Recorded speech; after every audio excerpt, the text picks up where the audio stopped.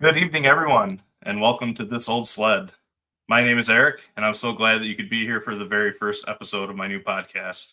I've got a fun show planned for you tonight, but first, we need to make sure everything's working correctly. So if you can see the video and hear it clearly, please leave me a comment and let me know where you're watching tonight.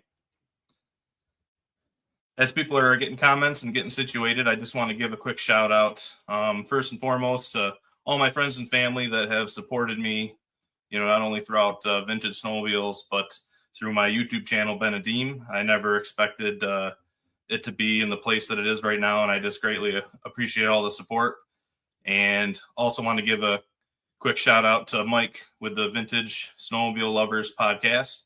He's featured, he's had me on as a guest many times and featured my content, and kind of is the inspiration for why I decided to do my own podcast. So I greatly appreciate all that help. Let's take some comments. We got Anthony Gosmer.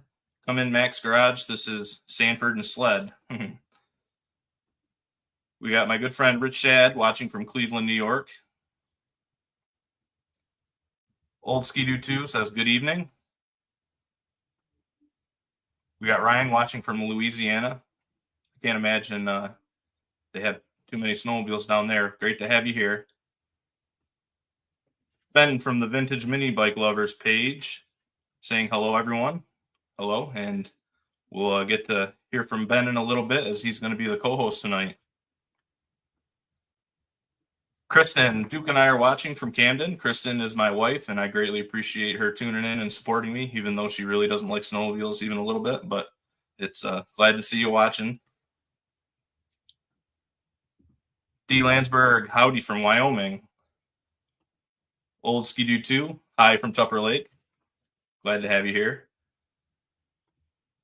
Dave Trim, greetings, everybody. Good evening. Glad you were able to tune in. And we do have some photos provided by Dave from the early 70s, so we'll get to those a little later in the podcast. Look forward to seeing those. They're pretty cool. How's things? Things are going good. Glad you could make it. Hope you enjoy the show. We got Brittany watching from Taberg, New York. That's right in my backyard pretty much. And next month there'll be it's August, but it's close enough to next month. It'll be the annual Taberg show. Look forward to that one every year. Dave Trim watching from Carthage, New York. Old Skidoo saying hello, Dave. Hi, Reese. Okay. I had a feeling that was Reese. Reese is a good friend I met through, we actually bought a sled from him, and he used to do the Tupper Lake show, and always a good time, and he's a great guy. It begins. Yes, it does, and I couldn't be more nervous. Do 640 ER, greetings from Kingsville, Ohio. It was great meeting you last year at the national show. Thank you very much, and likewise. D. Landsberg, sounds perfect. Good to hear. Sounds great on YouTube. Thank you. Thank you. Dave Perro, Brant, New York. Welcome.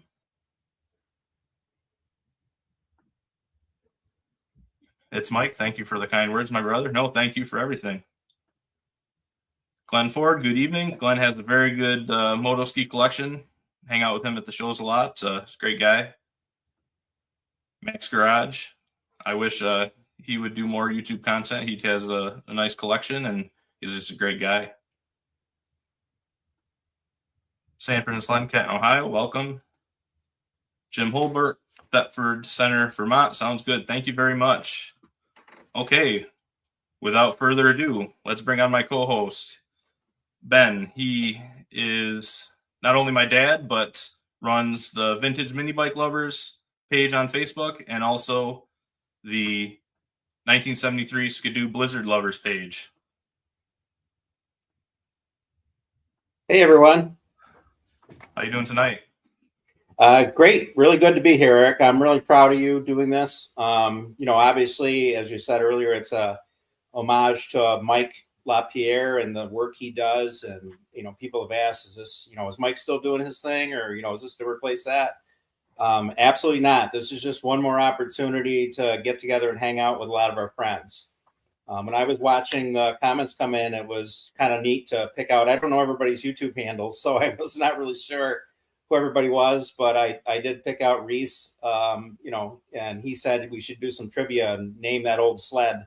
And I said, well, all the prizes would end up going to Reese because he's kind of the resident expert on some of these podcasts. When nobody knows what a sled is, Reese usually does. So it's really cool. Got to meet so many great people through the vintage hobby. My newest venture that you mentioned there, the 73 Skidoo Blizzard levers page, I started at the beginning of April, and we're well over 1,000 followers already. And it really ties in nicely with the vintage sleds that we do, but it's also ties in with so many people that were involved in the early days of snowmobiling and racing in particular. So I'm really proud of what we've built there as that community. And you mentioned the mini bike lovers. I didn't grow up on snowmobiles. So it'll be fun when we get to talk about, what sled actually inspired you. And I'm going to be really anxious to hear from a lot of our viewers about that. And I'll have my story, later on in the show about that. But I grew up on mini bikes and motorcycles. And so it was really fun growing up. We didn't really have a lot of experience with sleds, but my first sled we did get when I was about 10 years old. And I'll look forward to telling that story a little bit later. Very cool. Yeah, just to reiterate, this is not to replace Mike's podcast. It's just in addition to, and the idea is that it's just a cool, relaxed vibe, kind of like a group of friends at a snowmobile show, chatting about vintage snowmobiles, sharing stories, projects, breakdowns, that sort of thing. So it's just hopefully we can lean on each other and have a good discussion going forward. So what got you started with the 73 Blizzard page? I know you've had the mini bike page for a while. Yeah, I think it was you actually, Eric, that said, Dad, you got to get started on that Blizzard. Maybe if you start a Facebook page, you'd actually get motivated to get it done. And I said, well, there's a brilliant idea. So very next day I started that page. And have I gotten any further on my project? In theory, I have. I've moved it along quite a bit in my mind. I've asked, actually, you talk about the shows we go to, and it's really cool. I haven't really had much that was competitive, but I don't really go there for the trophies. But I did say recently to, I think it was Dave Trim about the Carthage show, that we needed a project class, and I would be very competitive in the project class. I've got several sleds that would be good entries, and the Blizzard is one of them. I got that from a family member in, I believe it was 89, and it had an Arctic Cat free air engine on it. It didn't have the original engine, but we actually trail rode it for 4 or 5 years back then. And it was a hoot, even back then, 30 plus years ago, no one had one of those anywhere around. And I was the only one, even free air. She really didn't see them around. All the 80s and 90s sleds really eclipsed in terms of performance and, what they offered on trail riding. So, you just didn't see those old sleds at all. And so I'm really motivated to get that sled back in race ready form so that people can see it and enjoy it at the shows. I want it to be running, as if it would have been back then.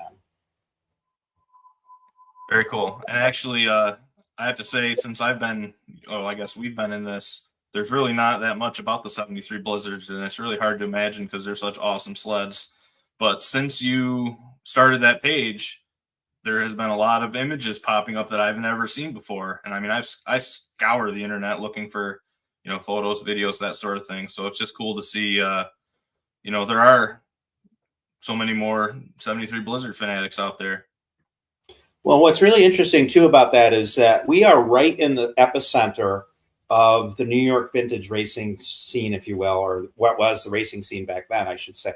We're about an hour from Boonville, an hour from Weedsport, Redfield, just to the north of us, and some of the other tracks are, within a stone's throw. And so once I launched that page, many of the racers that would have been involved back then are actually, supporting the page and really providing a lot of those images. So I'm not sure if George Offenberg is watching, but, George has become a really good friend and good source of information. He was there, on the ground floor.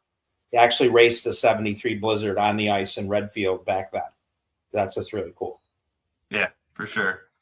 So hope I didn't spoil too much of the discussion, but let's take a couple questions or comments here. Dave Trim says lots of competition in that class for sure. Reese project class, I would mop up. LOL. I think we all probably have one that would do really good in that class. It's one of the blessings and the curses of this hobby, because somebody coined the phrase, the vintage sleds are like Pringles, you can't have just one. So that's kind of how we've progressed in the hobby for sure, and I know a lot of people have. Rich Sad saying hi, Ben.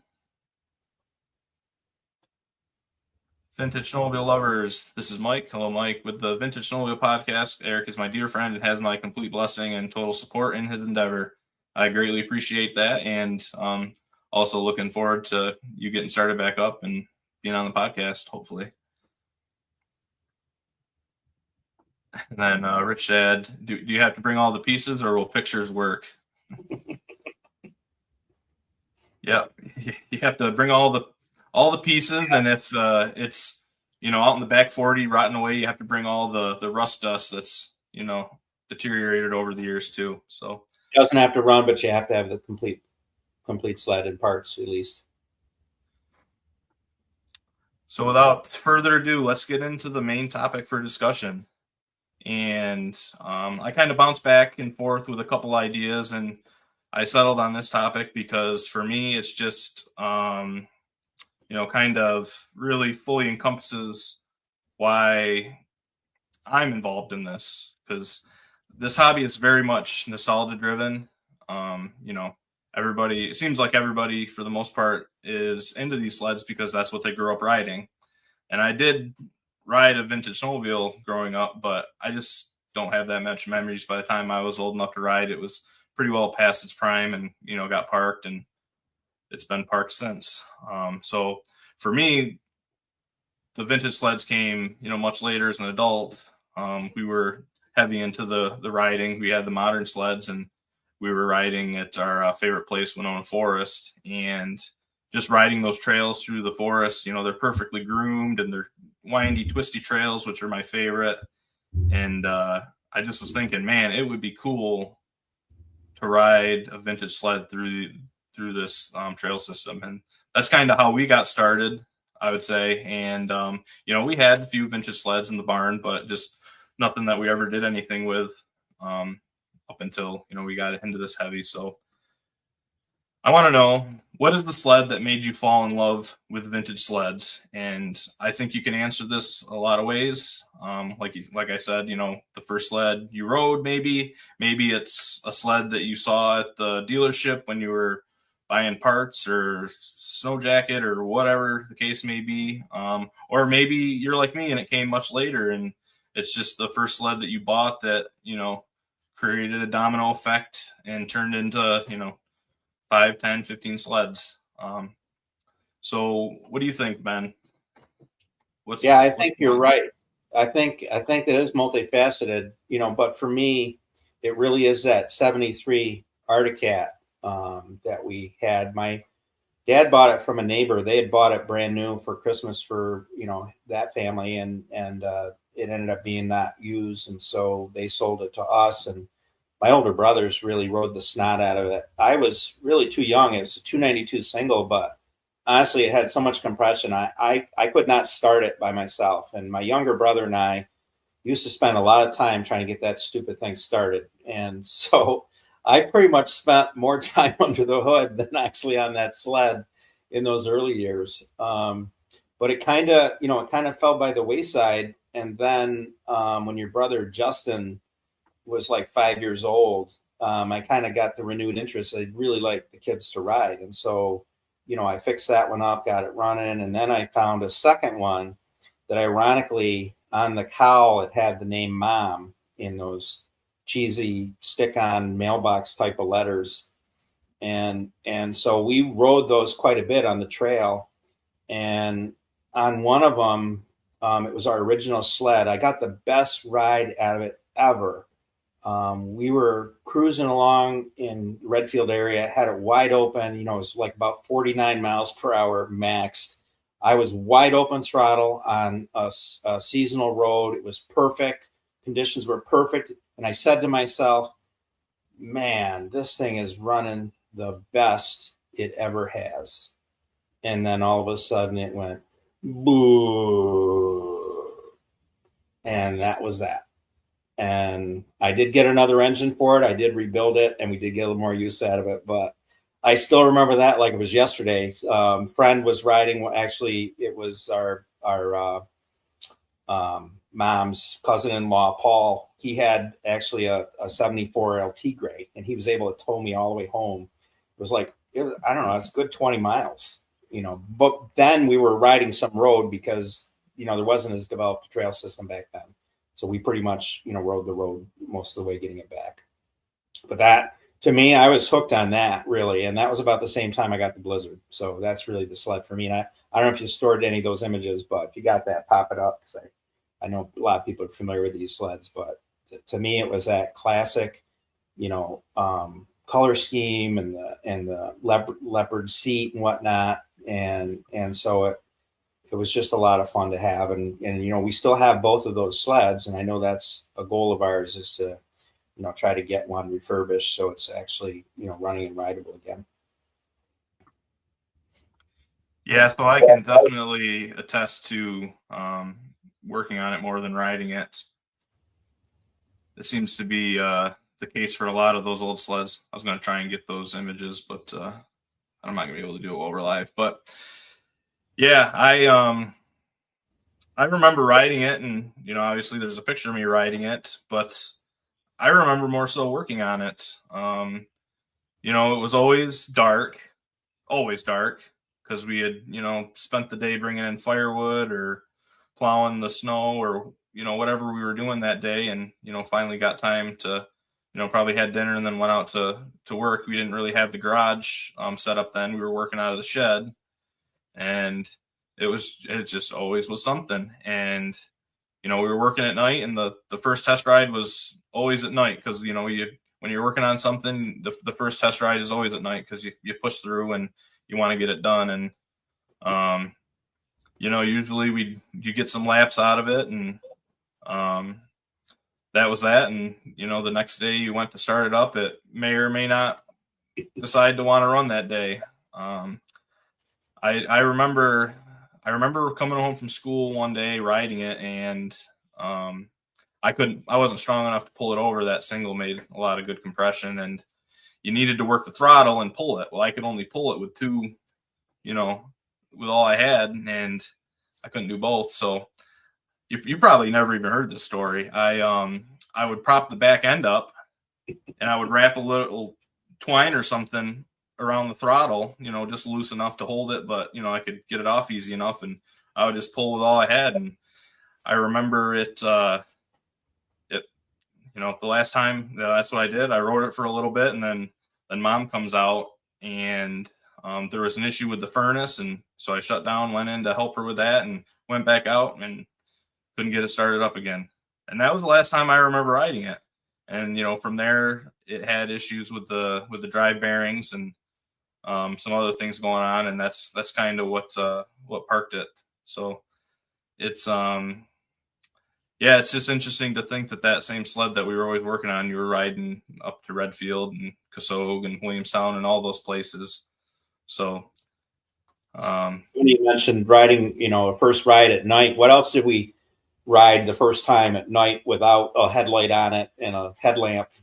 That was when we got the Alpine, we got the drivers done on the Alpine. The silver, I'm going to spoil my sled. The Silver Bullet, that was, when we picked that up, that was, we ran down to our friend Bud's house after work, and I did laps in his yard in the dark. And it's always at night.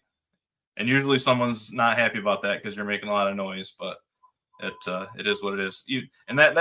That's any hobby, automotive. I can remember working on the tan truck or the Volkswagen.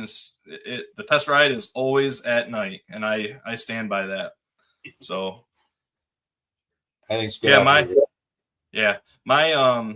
so the one that really made me fall in love you could kind of say it was my 2010 TNT because that's really what got me started thinking about these and riding, riding the vintage sleds on the trails. But no, it's definitely the first one that we picked up for me was the 73 Silver Bullet 440. It's just even though I didn't experience the nostalgia firsthand, it's like when I hopped on that for the first time and hit the throttle, it all came to me. You definitely have to experience it to experience it. But we had, found out about that sled, through our friend Bud, which, you became friends with through the 73 Blizzard on the forums. And we had gone down to his place because I wanted a sled that was not going to be a super, hardcore project. And I remember saying I wanted something that I could drive on the trailer when I picked it up. And he definitely delivered. We went down to his place, it was about a month and a half later, whatever it was. And he had it hooked up to his 1 gallon pony tank. And I did laps, and I probably made 3 or 4 laps around his yard. And I could have spent all night making laps. It just was a cool experience for me. I had never ridden a vintage Skidoo. I had only liked them really in theory, looking at them. And, we had the Blizzard and the 72 TNT. So that was my first real ride on an old Skidoo. And I was hooked for life. Great experience. I should have rode longer. Probably would have shown that it had the ignition problem running it. I probably only rode for like 9 minutes and 30 seconds, so I didn't see that it had the problem at 10 minutes. But yeah, that's kind of where we stand. And I love that Silver Bullet. It's a great sled. That thing rides really nice, honestly, and it's got a great sound.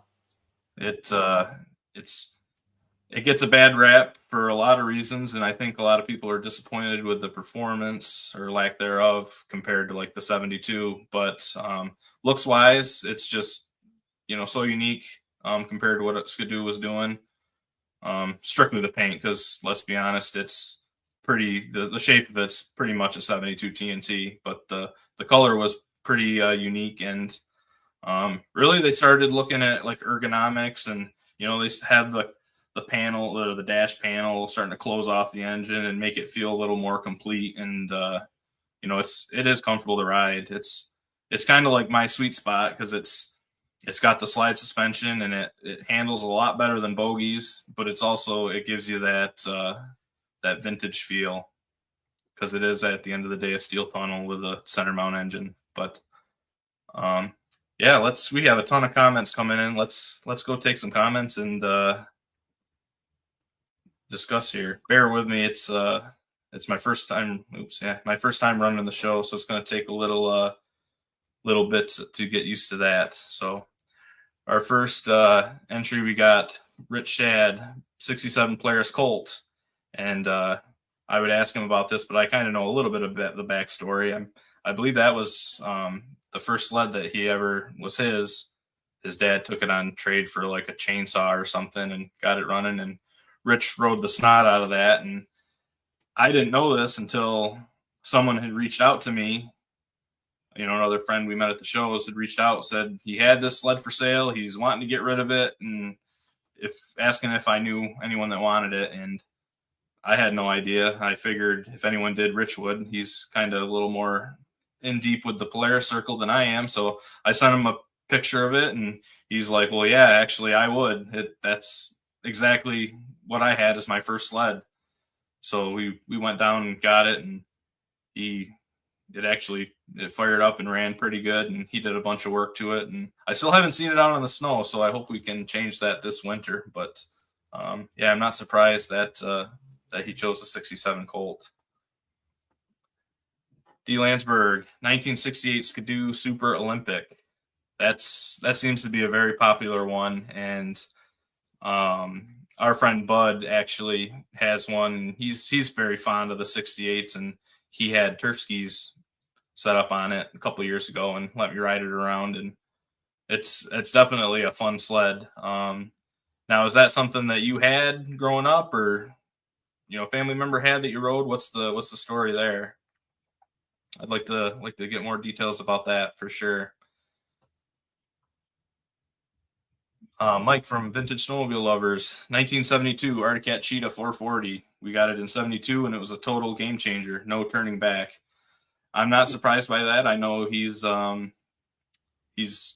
Arctic Cat, is diehard as you come, and they are so prevalent at the shows. A lot of people are into those Arctic Cats, so I'm not surprised. It seems like there's always a slew of the King Cats at the shows, and all those early 70s Arctic Cats, which to me look identical to our Lynx that we had. The styling is pretty much the same, but I will say when they're all done up and polished tunnels and shiny black paint, they look pretty sharp for sure. Chroma testing, another vote for early 70s cats. Woohoo. Yep. Did you have one growing up, or family have one, ride one? What's the story there? Good friend Dave Trim always wanted a TNT as a kid. My dad wouldn't let me have one. Too fast, he said. Now I own 13 and love every one of them. Well, I guess you definitely showed him, and I can attest to Dave's collection. He has a fantastic collection, and he pretty much owns every snowmobile that I want. So it's kind of neat. I have, we have a lot of nice sleds, but I kind of live vicariously through Dave, and that's ironic. You can say that he said it was too fast, because back in the right at the end of the Arctic Cat's lifespan, my brother was working on a 72 TNT, and I never got to ride it. He got it running and eventually decided to tear it down and was going to restore it, and he got it running again, and that's a whole story in itself. But I never got to ride it because the thing didn't steer and it was fast, and it was a no-go for me. So I just got to watch, and I remember when he put the 440 in it from the Blizzard. That was the one exception to the nighttime test ride rule, because I remember watching from up at the house, standing by the pool, seeing him rip across the field. He didn't have the hood on, he didn't have the seat on, and he just full sent. And that's what I remember about that sled most of all. So let's go on to the next comment. Mad Dog, I started with a 1968 Skidoo, but the one that really got me into sleds was the 1970 Skidoo 640E Nordic. My dad bought me. I drove that sled every day in the winter. That was early 70s that started it. Yeah, I think those were very popular sleds. And I love the way the 640 sound. They have no business sounding that good. Our Alpine, we always get comments on how that thing sounds. It shouldn't sound that good, but it does. Very cool. So 70 Nordic, that would be the wide track. And I'm not sure how old you were, but electric start had to be a luxury, I'm sure, especially on a cold day pulling over a 640. So very cool. Thank you for sharing that. Old Skidoo 2. My first sled was a 1971 Motoski Capri with a 300 Hearth. My dad bought it from a family friend.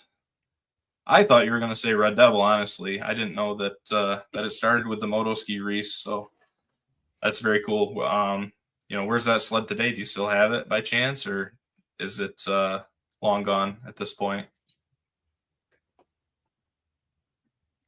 We got Skidoo 640 ER Max Garage. Late 70s, there were a couple of Skidoo families that lived down the street. Between the two families, there were late 70s Everests, a 440 and a 444 liquid cooled, and a 78 TNT 440 fan cooled. The 78 TNT hooked me, and I think you have one of those in your collection now, if I'm not mistaken. Definitely a unique looking sled, in my opinion, and you don't very often see them. I think they went back to the steel tunnel, if I'm not mistaken, and I just don't really think they're that popular nowadays as a collector. And a lot of them didn't survive just because the tunnels rotted out. But yeah, you can correct me if I'm wrong there, Mark. But yeah, we got my wife Kristen. I really like the Snow Leopard we saw at the Nationals. I also really enjoy seeing the custom sleds and the creativity that people put into the designs. And that's true. Get her a sparkly white sled or purple sled or whatever, and she's into it. That snow leopard was very nice though at the nationals. It won People's Choice, I think. That guy walked away with like a truckload of trophies. He's got a lot of nice sleds, but that snow leopard is special. It's an old Arctic cat, and it's he did a custom paint job in like a white pearlescent sparkly paint. It's out of this world. He's got a cutter that matches it. I should try to find an image of it, but very cool. Thank you.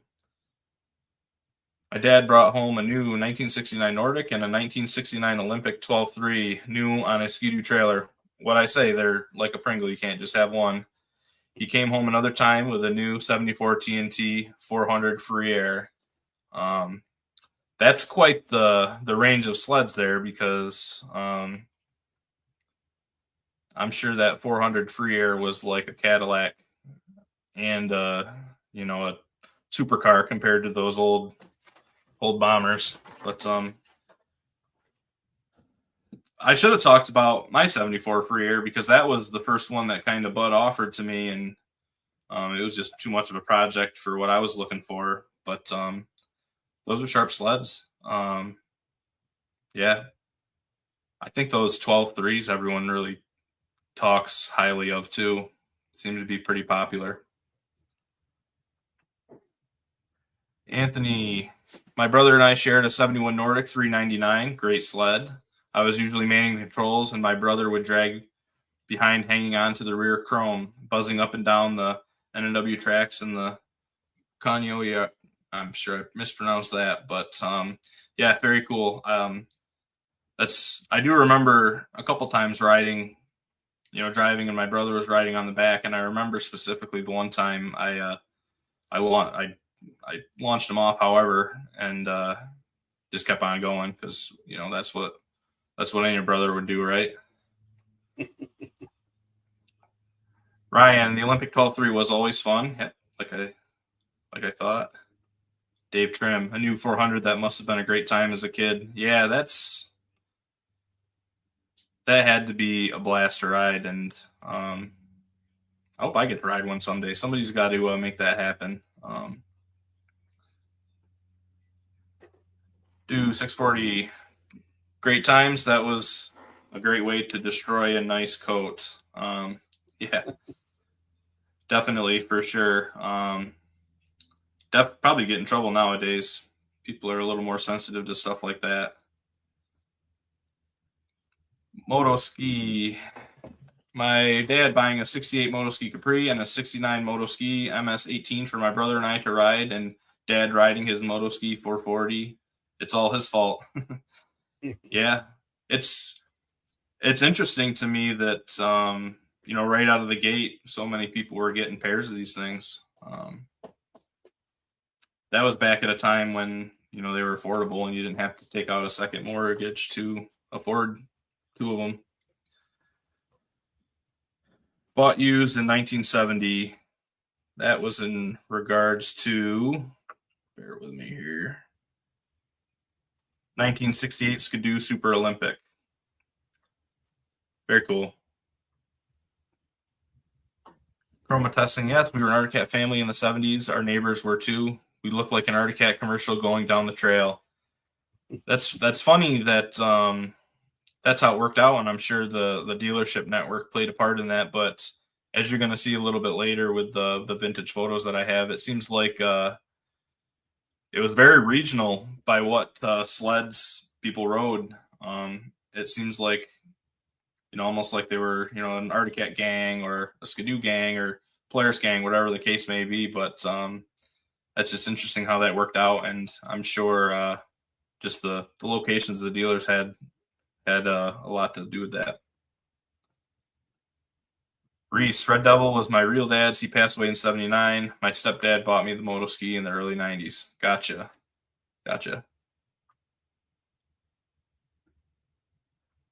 Absolutely agree. Max Garage 72 Nordic 640 is pure decibel pleasure. And yes, 100%. That's yeah, I need to see that sled in person. Those are just the coolest, Electric start, reverse. It's the wide track. It doesn't get much more comfortable in the Skidoo lineup in 72, that's for sure. I think Jim Suits, he's the local dealer to us from the early into late 70s. But I think he said at the time when those came out, I don't know if it was just him or Skidoo was offering a set of bogies and the slide rail suspension with those because you could interchange them. I thought that was always interesting. So if you could, if the snow conditions were low, you could always swap in your bogies and still ride. Let's see, do 640 ER. Yep, I've got a 7017 T340 free air. We call them cubes. That's perfect name for them. Either you love them or hate them. It seems like there's no in between. Well, a true Skidoo guy is going to love them just because of what they are. But yeah, they're definitely an acquired taste, we'll say, for sure. So that wraps up the comments for now. Any thoughts to any of those, Ben? Yeah, well, you mentioned your brother zipping along on the 72. What actually happened is I toasted the 340 free air on the Blizzard, but I had purchased a wrecked 72 TNT 440 that had a really good engine. And so I decided to stuff that 440 fan cooled in the Blizzard. And I rode another whole season with that thing in there until one of the belts ripped out on the track. And that put the Blizzard out of commission. And Andy, about that same time or shortly thereafter, was working on that 72 TNT and 340, and it needed some engine work. It needed seals. It probably needed to be re-ringed. And so he was really anxious because he had done a lot of work on the tunnel and getting everything buttoned up and nice. And so he asked me, do you mind if I put that 440 from the Blizzard onto the, my sled? And so we did. And the ironic thing, Eric, as you'll recall, is, we called that a barn find because we dug out that TNT a couple of years ago and that 440 fired, right? We didn't have to get a lot done and to get that thing to fire again. And it still sounds good. So, that's what's really cool about the old sleds is, it really doesn't take much to get them going. And you really, with a little bit of time, can have a lot of fun. And, so I'm looking forward to doing that with a few of our other project sleds that we've picked up for parts and whatnot, is just take something and piece it together for fun. That's what I think is really cool about it. Yeah. So many of the parts were interchangeable and, you can swap engines from this one and that one. And you didn't need a computer to plug into it to work on it. I think that's the best part. I remember we had a fault code on your 2017 Renegade, and there was nothing we could do with it. We had to take it to the dealer. Yeah. That's the unfortunate thing. But, by the same token, you had to get good at diagnosing. You had to learn how to talk to the sled because it wasn't going to give you any hints, The joke that I always say is, whenever someone posts on the internet, they're having an issue with their sled, it's right off the bat, it's crank seals. And a lot of the times it's not. I think a lot of times ignition issues, which we're pretty familiar with, they pop up and that's, they throw people off. That's what they think, because it'll have good spark, seemingly, and then it runs and then it craps out. Well, they don't recheck for spark. So definitely easier to work on. You didn't need a engineering degree to work on them, or a $5,000 scan tool to work on them. So there's a lot of good things that happened with modern sleds, but they'll just never have the fun factor or the I don't think they'll ever have the nostalgia that these old sleds have for people that are into them. Right. So. You bring up a point too about, working on, but also riding them. You mentioned earlier about Winona Forest, where we like to ride. And that's one of the main reasons we did get into it, because we bought the modern sleds, around 2015 or 16. And then we were riding up in Winona, and we both agreed that would be a perfect place to ride a vintage sled. And so just a quick shout out to our group which was, started by Mark DeCuffa, Rich Shad, and then they brought us into the mix. And so we've got a big following. I mean, most of the people I think on the show tonight that have commented are following our pages, following your page. And so we try to do, 1 or 2 rides a year. There's other groups near us that are doing rides. But what struck me was there's a PBS documentary, if you will, on Craig Marchbank, who had a very successful career as a factory rider for Skidoo. And he's now the director at the Eagle River Derby. And so if you watch that on, look it up on YouTube, watch that PBS special from Craig, and he has an awesome collection. But he talks about riding a vintage sled, putting along through the forest, at 30, 40 miles an hour, and there's nothing like it. So, there's a guy that has access to some of the fastest sleds that were ever built, certainly by Skidoo or otherwise, and he likes to ride his vintage sleds. And so there's just something about it. It's great to show them. We enjoy that, but we like to ride, and that's brings it full circle. Is you're really at one with those machines. They're you jump on a more modern sled after riding a vintage sled, and it's just like a night and day difference. So you really are like almost closer to the snow, if you will, on a vintage sled. So there's just nothing like it. It's special. Definitely, for sure. Yeah, we definitely like to ride, and that's the other great thing about this hobby is it's so multifaceted. There's people that are into the riding, there's people that are into the showing, there's people that are into restoring, there's people that are into preserving, there's people that are into selling parts. We need people like that to further the hobby. There's people that reproduce, parts that we need to keep these running, new aftermarkets, all that sort of thing. And it's just the best way to put it is it's just a community. Vintage Snowmobiles is a big community, and we all rely on each other to keep the hobby going. And hopefully we can get more young people in. I mean, I'm in the realm of vintage snowmobiles. I'm a young guy, but we need to find a way to get more people into it. But that's a whole discussion in itself. But let me take a couple more comments, and we'll move on to the next thing. Chroma Testing says, funny you mentioned about how a dealer in the area affected what people owned. There were no Yamaha dealers in our area. I didn't see my first Yamaha until 1980. Yeah, I think that's just the way it was. And during that time, in our country, people were very, very into supporting the community, supporting the mom and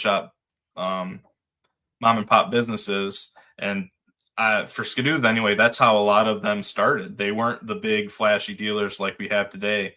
Our local one down the street, he's not, he still operates at some capacity selling parts and whatnot, but he hasn't been a dealer in a lot of years. But his dealer was in a barn.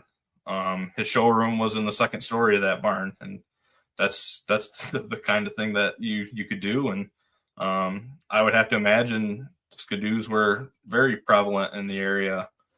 So yeah, it's kind of it's a lot different than today, where it seems like people kind of gravitate to one brand and they're very brand loyal. Well, it's almost like the brands gravitated to people back then, as opposed to the other way around.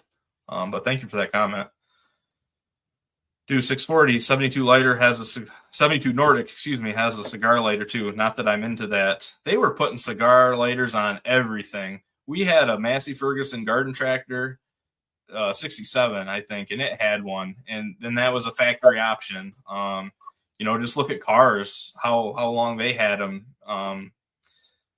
Even today, it's not a cigarette lighter anymore, but it's still the cigarette lighter plug. That's they just can't let go of that. That's, I think, another sign of the times. But yeah, those Nordics are sharp. They were I like the all black look. They're pretty mean. Motoski ad, Glenn Ford, the dealer my dad bought sleds from, would bring several motoski to our house to ride with his family. it could have been a moto ski advertisement. That sounds awesome. And that's definitely not something that happens anymore for sure. I remember when you bought the new sleds, you didn't test ride them. Just Nope. kind of buying them on faith that we would like them, I guess. We bought them from Mike Ingles. Mike is a very well-respected person in the hobby, even for vintage, but he was a well-respected dealer in our area. And we actually were going to get used sleds. I was trying to buy 2 used sleds, and Mike actually put a package together that put us in some very nice sleds, the Renegades, and they do everything we want. And so, we've had those 10 years, and it's hard to believe, honestly, when I think about that. And they're sitting right here in the shop. They need a good waxing, Eric, if you can get over here with the detailer. Yeah, I'll get right on that. All right. One more comment here. Our first 67 Olympic was purchased from Hallsville Feed Store in New York. Yep. Very cool. Okay, I'm just going to pop up this graphic really quick. Hang on here. Bear with me, folks. Go full screen. Yeah, so obviously everyone found my YouTube page, Benadim. That's kind of the main hub for everything, but I'm also on Facebook, the Benadim Facebook page. I started it in April, and we're up over 6,000 followers already. And that's I try to post there like 3 times a week, just various clips I have, and that page is doing very well. I'm also on Instagram, Benadim424. I don't post there very often, but it is another way that you can get a hold of me if you're on Instagram. Then we got as I said, the Benadim YouTube channel, which this podcast is, out live to right now. There's also newly created This Old Sled YouTube. You can follow that. That's where I'm going to upload all the podcasts when I'm, through. And then the most important one for this podcast is the email I have set up, thisoldsled@gmail.com. And the idea I have with that is everybody has the opportunity to write in for things that they want to see featured on the podcast, whether it be riding stories from, the heydays, or maybe you have a cool riding story from 2 years ago, or, this year, or whatever.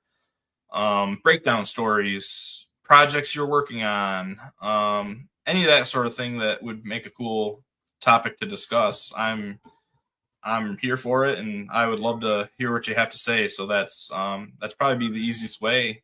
thisoldsled@gmail.com. You can send me text, you can send me pictures. I can, present it to everyone on the podcast, and I think it would be a really cool thing.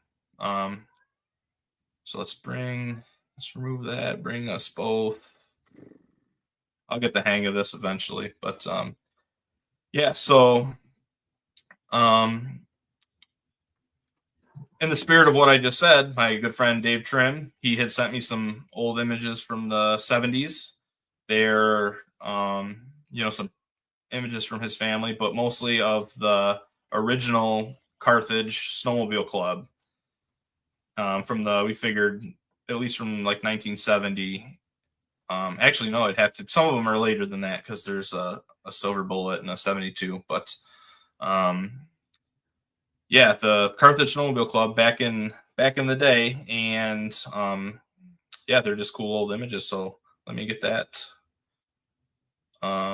full screen here, and we'll just kind of go through these quick. This is the original club members, I believe he said, and if he's watching, so he'll correct me if I mess anything up. But I see a lot of yellow in this picture, and I'm guessing they had a very good dealer up in Carthage, because I don't see any other sleds other than this kind of brown one in the front, and I'm not even sure what that is. So if anybody knows, leave a comment, tell me what that is.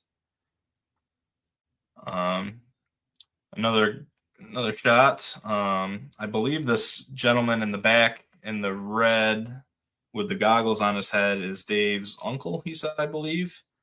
But yeah, another group of old skidoos. And this is one of the coolest pictures he sent. That right there, kneeling in the plaid, is Dave, and they had just stopped trailside and they're having lunch. And that that to me is one of the best parts of the hobby is you'd ride for a little bit, you'd find a spot, and um, you'd make lunch. We kind of recreate that. The Pillar Point group that we're involved with, they do what's called the hot dog ride, and we ride around in a big group and park and eat hot dogs, and then we ride around some more, and that's just a good time, and that's how I imagine snowmobiling back in the 60s and 70s. I love this guy's. I don't know. It looks more like a rain suit, but I'm guessing it's some kind of snowsuit, bright yellow. Um, Old picture again. Some more skidoos. I think we see. I can't quite tell. Maybe it's not quite as old as the tin cab on the right side there, but definitely some early yellow there. And this is a shot of the original clubhouse for the Carthage Club. And Dave's dad is actually here looking over this brand new silver bullet, and that's right up my alley. But here we start to see some more some more colors. We got some Polaris here right in front of that. I think those are Colts, but still a lot of yellow in the background. And what's cool about this picture is the old the trucks in the background.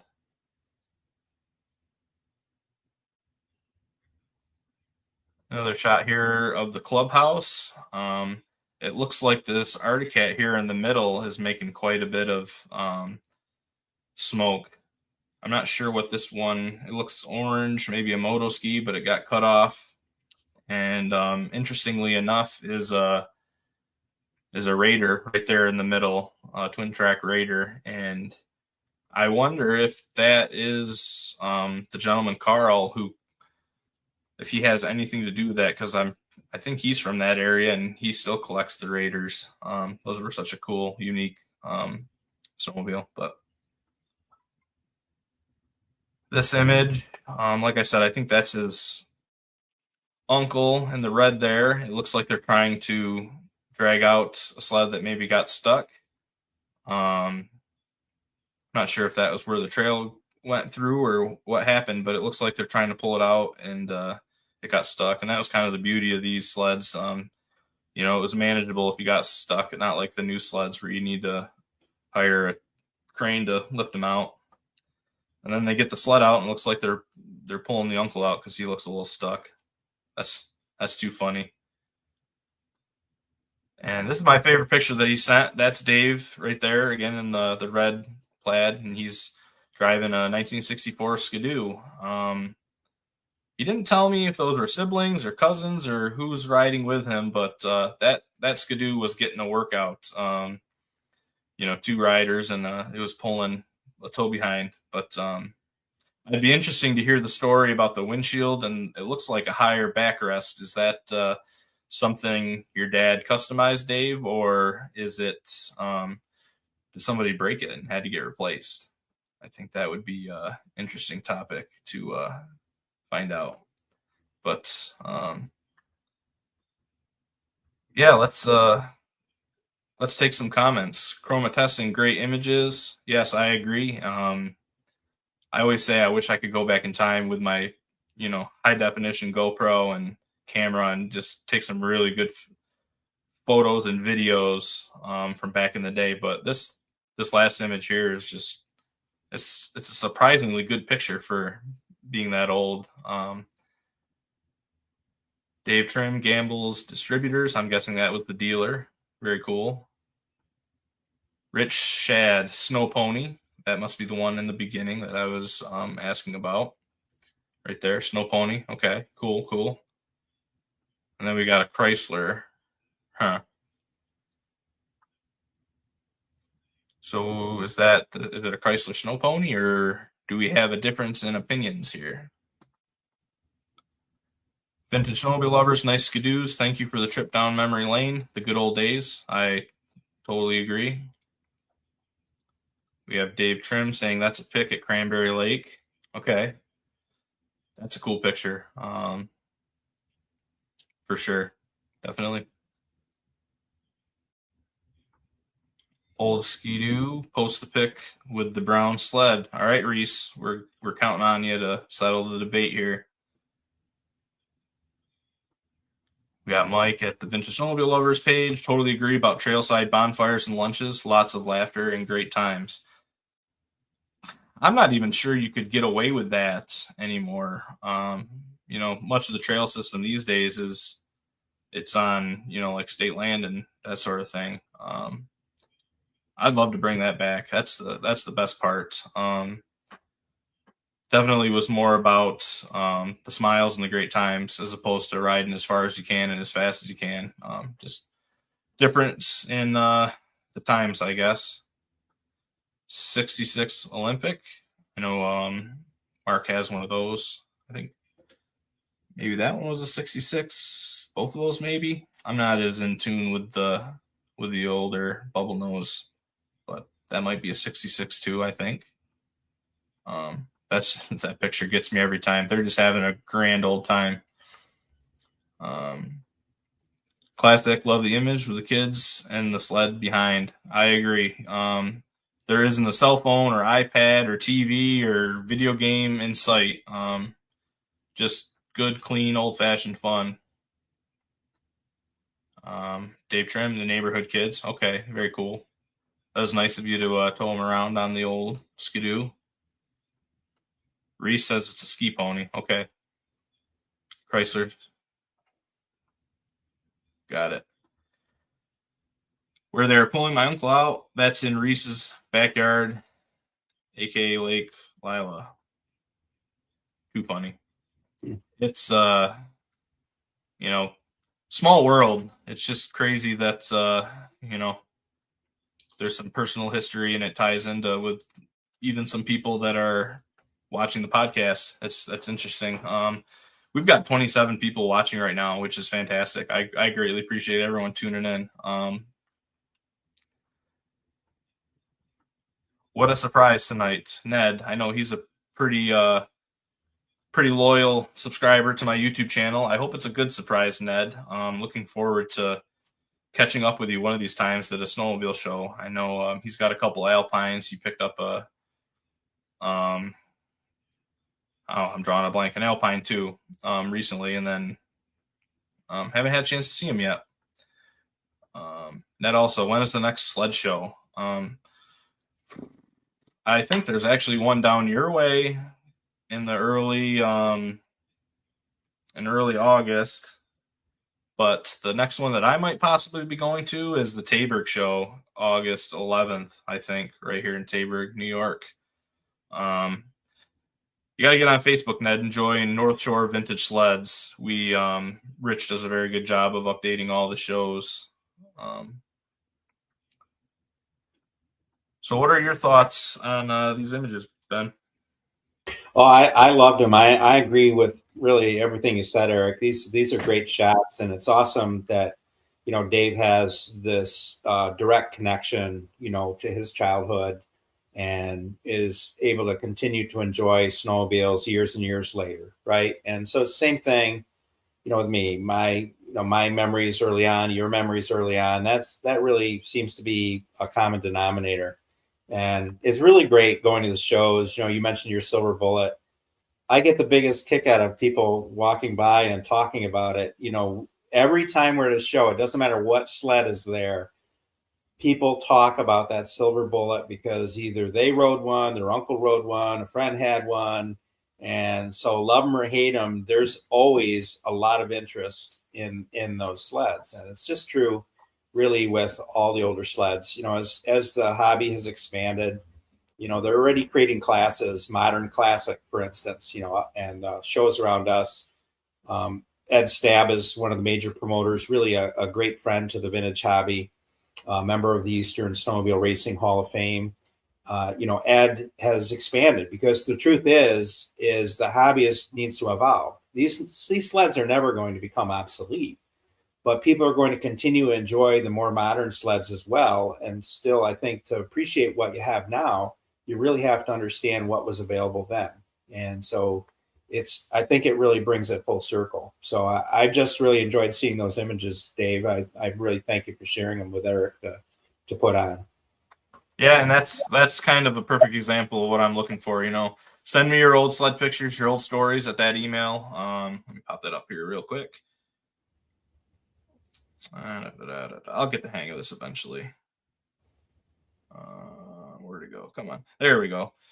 It's thisoldsled@gmail.com. You can also message me on Facebook and Instagram, or even comment on my videos on YouTube. But really, the best place if you're going to send a story or pictures would probably be the Gmail, thisoldsled@gmail.com. Yeah, the hobby hopefully will progress into the new modern, sleds. It's hard for me to imagine, but I think the nostalgia is gonna, follow on to the next generation. They're not gonna have the nostalgia from these old sleds, but um, people in my generation are gonna look back fondly on the late '90s and early 2000s sleds, and that's gonna be hopefully the next generation of the vintage sleds. It's going to be hard to imagine. I don't think I'll be able to keep up on my 72 Red Devil when there's a pack of 2010 Skidoo 800s ripping down the trail on a vintage ride in like 30 years, but I'll do the best I can. So we got another couple. Nancy Rice, that's actually my Aunt Nancy. You're doing an amazing job. Thank you. I appreciate that. Keith Bewick, great job, Eric. Say hi to Dad for me. He just did. So, Mad Dog, nice podcast tonight. Enjoyed it. Thank you. I appreciate that. And thank you to everybody viewing. We're up to 30 viewers now. That's amazing. This podcast, I really want to lean in on the viewers and just hearing your sled stories, your discussions. It's going to get a little hectic at times reading through the comments, but I really think we can do something cool here. Great inaugural show tonight, Eric. Fantastic job. This is just what we needed for a vintage sleds fix. Yeah, thank you so much for that. I appreciate you tuning in. And honestly, that's why we're here tonight, because I was just bored. There's been no shows for me to video on my YouTube channel, and heaven forbid I actually go to the shop and work on something and make a video of it. But yeah, I just bored. I want to talk sleds, and that's what we're here for. Another comment, great podcast. Thank you. Off to a great start. Awesome podcast. That's high praise from you, Mike. I feel like you kind of blaze the trail for all of us that may be interested in doing this. Thanks, everyone. Brings back great memories. That's a great comment, and I think it ties into this next clip I'm going to share. And we've breezed through the first hour of this show. I can't believe it's already been an hour, but I think we'll go through one more clip and wrap it up from there. So stay tuned. And I got to rewind here. Hopefully it works seamlessly. Add to stage. Boom.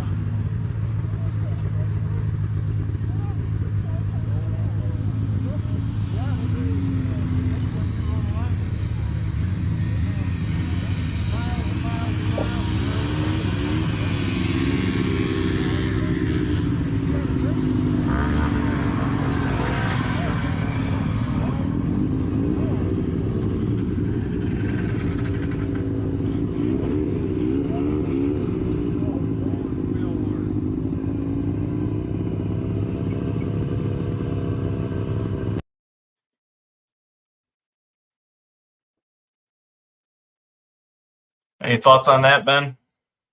Yeah, I want to keep on every time I see what I was riding at that hot dog ride, I just remember how much criticism I get because I'm riding on that 97 Scandic.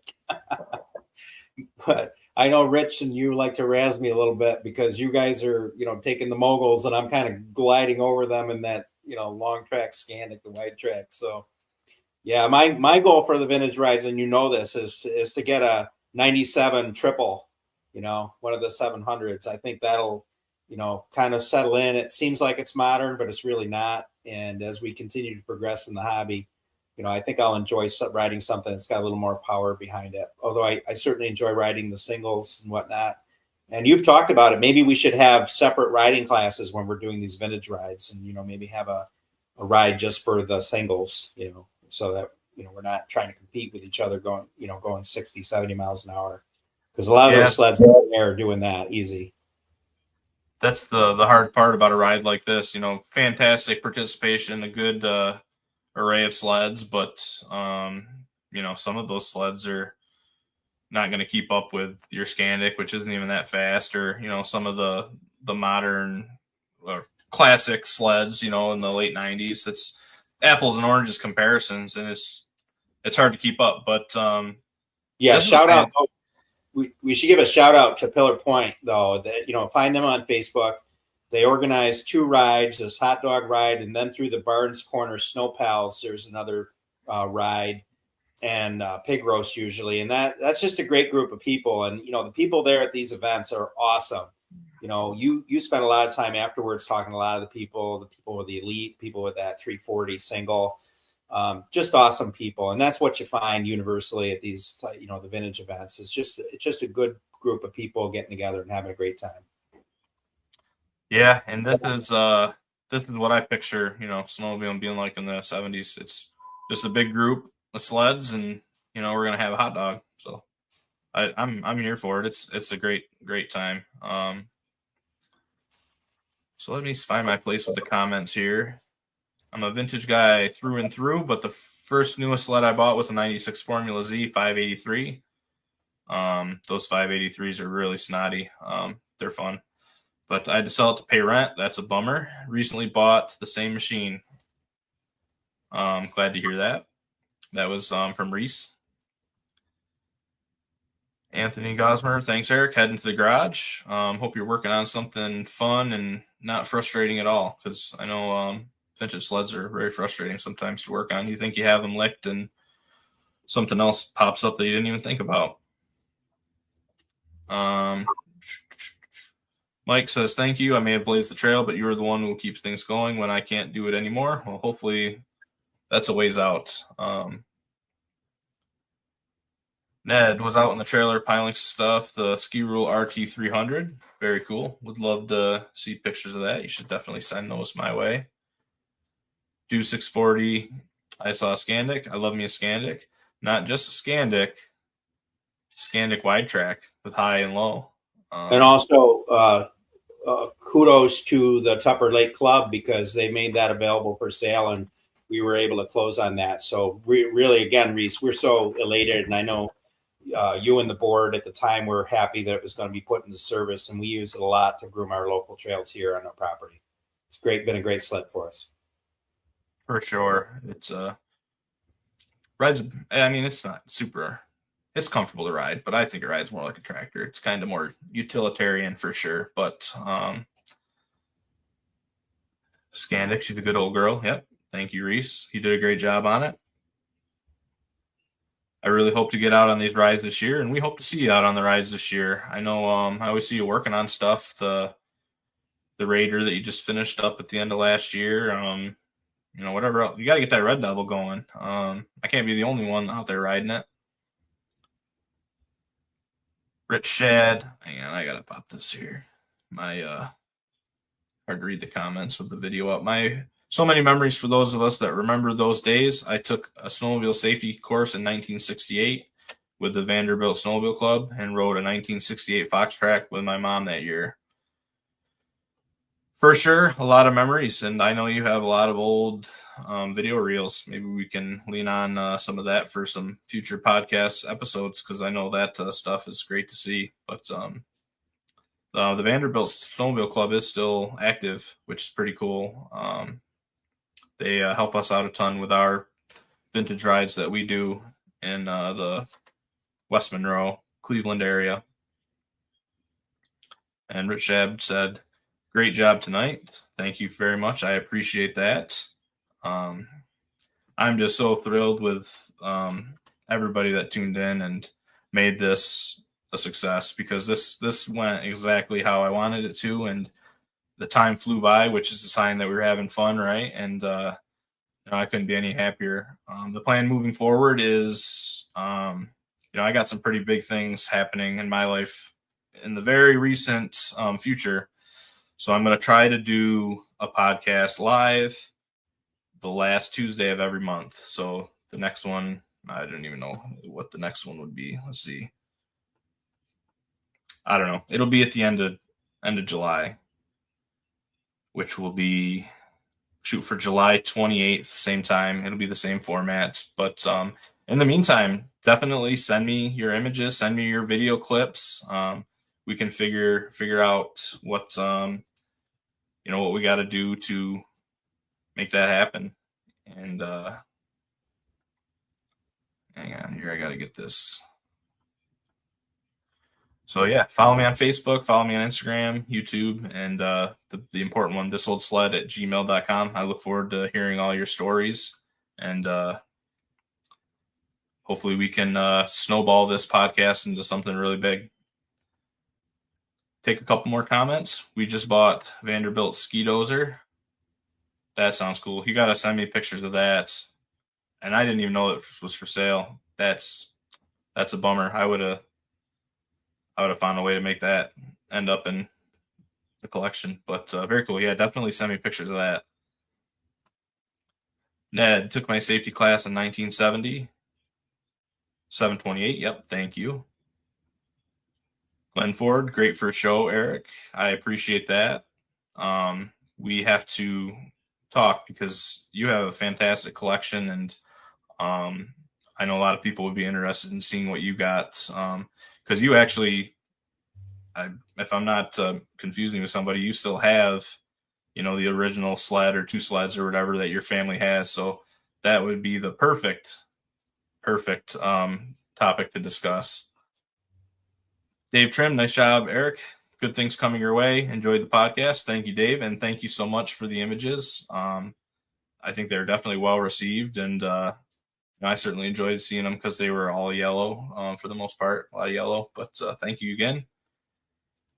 Pedro Carlson, awesome show. Keep up the good work. Thank you. I appreciate that so much. And I guess let's do one more clip.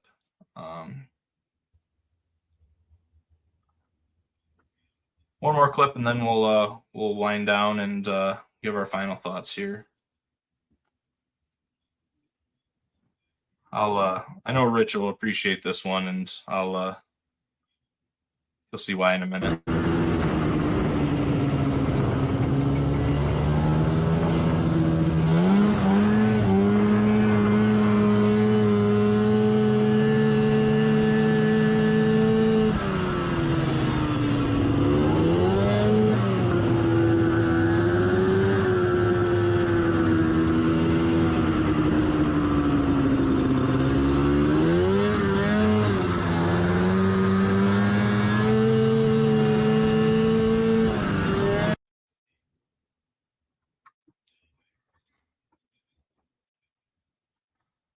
Oh, hang on here. I'll get it eventually, guys. So that's Rich's 79 Polaris TX 340. He had just bought that sled back. He sold it to his boss, and then he just got it back. And it's definitely not stock, that exhaust. It sounds killer in person, especially. But we always swap sleds, and very grateful that he always lets me ride Polaris. I don't always video it because I don't need that kind of blackmail material. I'm hardcore skidoo for sure, but that sled's nice. It rides nice, and it's pretty quick. It's you may have noticed it's the first part of my intro there, where I'm I'm whipping around my dad and Rich. You can see the Scandic and the Red Devil there. But yeah, that's a really fun sled. It's those are by that time the sleds were getting super comfortable compared to like the bogies that I'm used to. But yeah, that's a lot of fun. And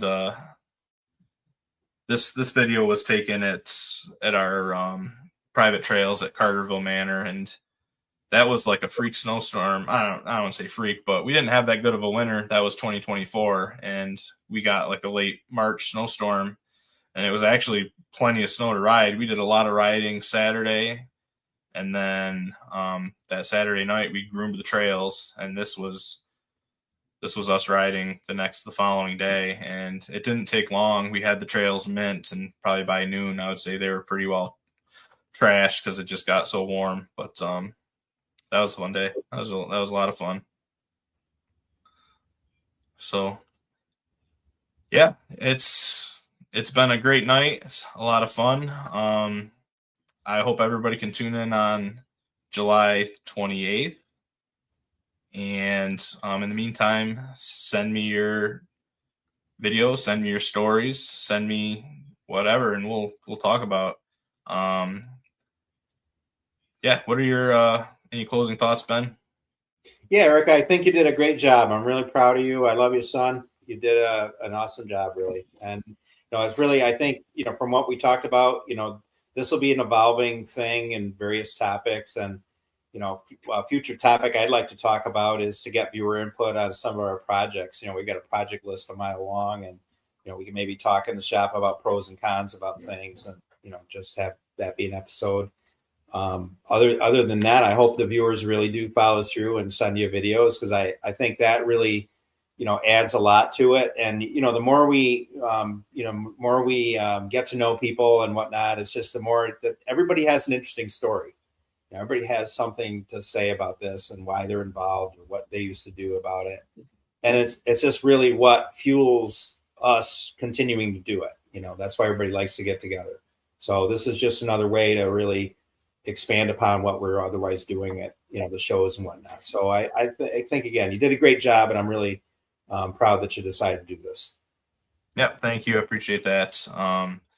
And definitely send me, you don't even have to send me images or videos. Just send me a story, write it up, whatever, and I'll read it out. I know that's my favorite part about going to the shows, or, whenever we go down to our friend Bud's shop, he always has a new story to share. And that's just the best. A lot of good times and a lot of memories, but, yeah, let's take the remaining comments. Nice TX. Yeah, that's a fun sled to ride.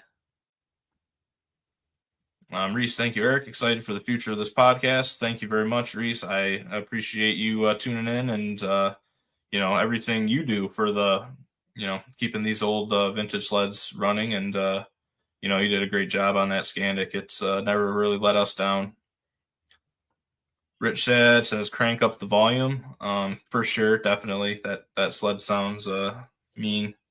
It I could see it getting a little bit much on a lengthy trail ride, but fortunately you don't really riding really much further than 25 miles or so.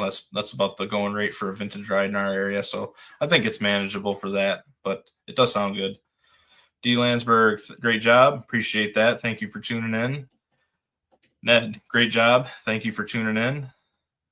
Do 640. Yep. Ben speaks the truth. Great time tonight. I had an awesome time, and I'm already looking forward to the next episode. So with that being said, just leave this image here for you. Not to, toot my own horn, but, follow me on all my socials, and I'll do my best to put out interesting videos. And I'm already, like I said, looking forward to the next podcast. So good night, everybody. Have a happy 4th of July. Stay safe. And yeah, we'll catch you on the next one.